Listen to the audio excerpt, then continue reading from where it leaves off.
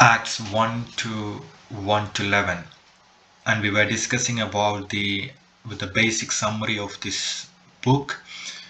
But today we would like to start with this book, and this book, Acts of Apostles, written by Luke, and he was a physician, and most of the words we can see that is like related to the medicine, and this continuation of Luke gospel, I would say like that, because Luke the gospel were talking about what Jesus taught and did and practiced, and followed by Acts of Apostles like a Jesus work continued by Holy Spirit, and still it's doing through us. So in first one, Acts 1, chapter 1 verses 1 to 11 is talking about the pure gospel, or the summary of the gospel, what he was talking in, or the summary of the gospel, Mark, Luke, John, Matthew, and especially the power of resurrection and Jesus taken up into heaven. So it's especially in verse 3 says that after his suffering he presented himself to them and gave many convincing proof that he was alive. He appeared to them over a period of 40 days and spoke about the kingdom of God. So that's one of the real hope and real confidence in Jesus Christ, that he's not like still in buried place. He alive, he resurrected, and like he speech, and he, when Jesus was in this earth, he teaches through the parables and in his lifestyle, in respect to speech, in respect to the mind alone, and in respect to a person. So he were teaching us in many things, and Christ did his work until he ascended.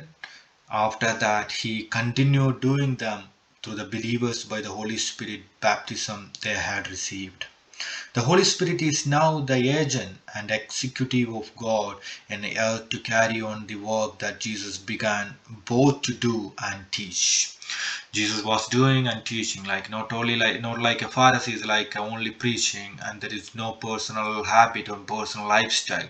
But Jesus Christ, like both taught and do. So both were accompanied. That's equal to Jesus Christ. This, with many other passages in the New Testament covenant, prove that the Ten Commandments are not the only one God ever gave, but that God gave many other commandments in the New Testament through Jesus Christ. And it just gave a higher standard, or bring a higher standard of Moses' commandment, and to place us to a much more higher standard. And this is the one of the things that the human power, it's not possible, but only through the power of God it is possible. And the verse 3 especially is talking about the resurrection. After his suffering, he presented himself to them and gave them convincing proof that he was alive. He appeared to them over a period of 40 days and spoke about the kingdom of God. The 50 things discussed during the 40 days, because he spent 40 days after his resurrection, and he appeared through the really relevant people.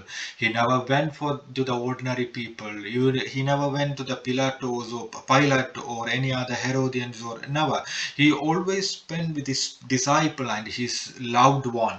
And 50 things discussed during these 40 days, that the first one is bodily resurrection of Christ, and the second one is his rightful authority, and the third one is worldwide preaching the gospel, fourth one is water baptism, fifth one is observance of every commandment of Christ, sixth one age-long gospel program, seventh sign of gospel, eight prophets true, and nine sufferings necessaries, 10 resurrection and ascensions necessary, 11 Christ the center theme of the scriptures, 12 reality of resurrection bodies, eat food, 13 scriptures have literal fulfillment, not spiritual.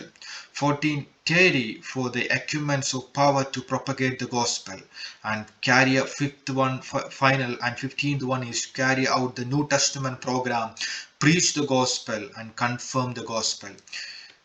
So the command all to all believers of this age is that the promise of the Father or the promised Holy Spirit are same, or the baptism in the Holy Spirit are same. So one thing is that he's not like he is in the Old Testament. There is all the prophecies about Jesus. He born in the virgin womb, and he will live in this many years, and he persecuted, and he will die, and within 3 days he will resurrected, and he will stay, go back, and he died for the sin of this humanity.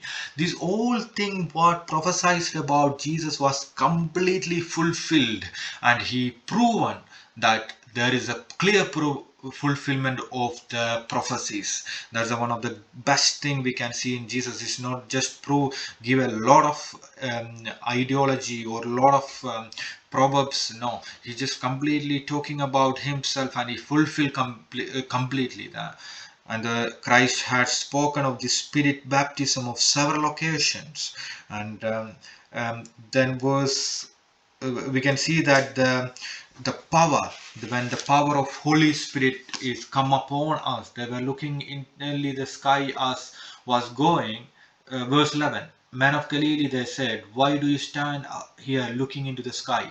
The same Jesus who has been taken from you into heaven will come back, and same way you have seen him go into heaven. That's one of the great promise we get, that we will come back, like this same Jesus who was taken, you will see that one, and we get his power of Holy Spirit. When Jesus ascend to the heaven, Holy Spirit descend to the earth and give the power, and that power is dunamis, inherit the power, capable of reproducing itself like a dynamo. And also is a little cloud he ascended, and the same way the little cloud he will come back. And the time the Holy Spirit at the time the Holy Spirit and Jesus Christ will be together, will rule this world.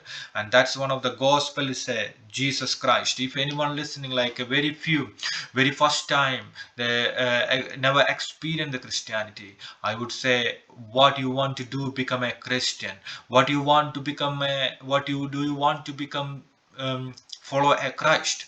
Only this simple step, that confess that you are a sinner, that I don't have anything to say good in me, and believe that Jesus Christ died for my sin and he will save, and completely believe that his resurrection power, the blood of Jesus, can wash all of my sins what I did, and I will be a new creation. I won't go back. I will live in Christ, and I accepted Jesus Christ as my personal savior. May God bless you.